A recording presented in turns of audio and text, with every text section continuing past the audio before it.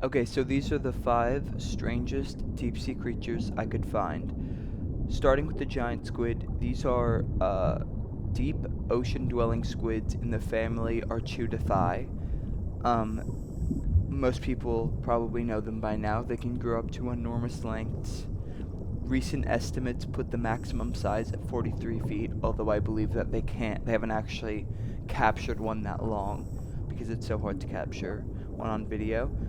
They are solitary hunters that capture prey with their tentacles. Um, their only known predator would be a sperm whale, and the first footage of a live giant squid premiered in 2001, which is the one playing right now.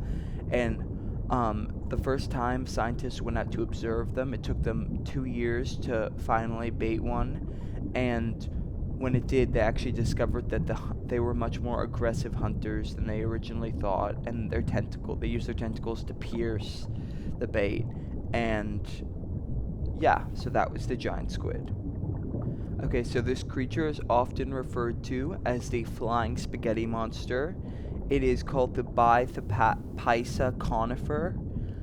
So I'm going to butcher all of these scientific words. But they are a bathypelagic species of siphonophores in the family of Rhizophysidae.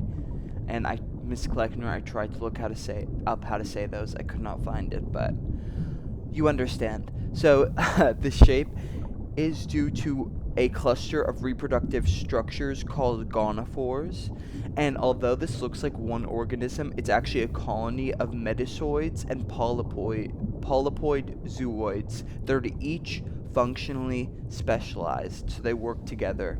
And the creature's actually carnivorous, and they eat small crustaceans and fish. And the first time these were discovered was by a team of BP oil workers, so that's the footage you're watching right now, was from the team.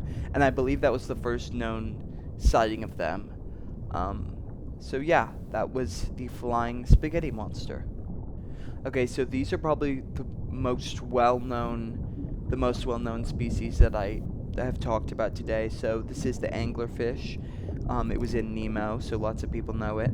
They're bony fish that are named after the small illuminant fin ray that sticks out of their heads.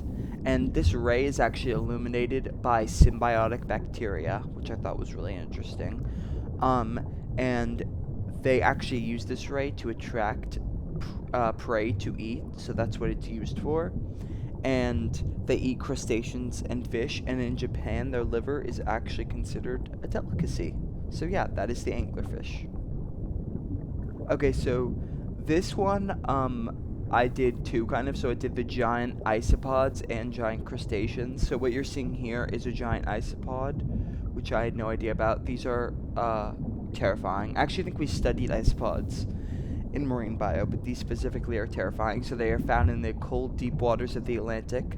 They can grow reportedly up to 30 inches long, but the biggest confirmed one was 20 inches. They feed on dead whales, fish, and squids.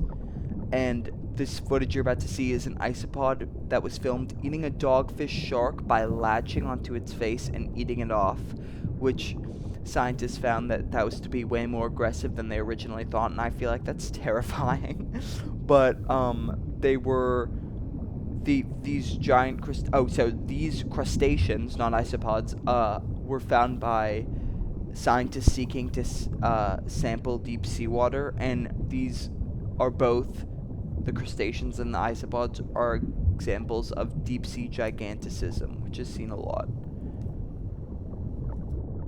Okay, so our final animal is the megamouth shark. These sharks live in the deep sea and have been rarely seen by humans. They're obviously named after their megamouths, so their appearance is obviously very unique, but very little is actually known about the shark.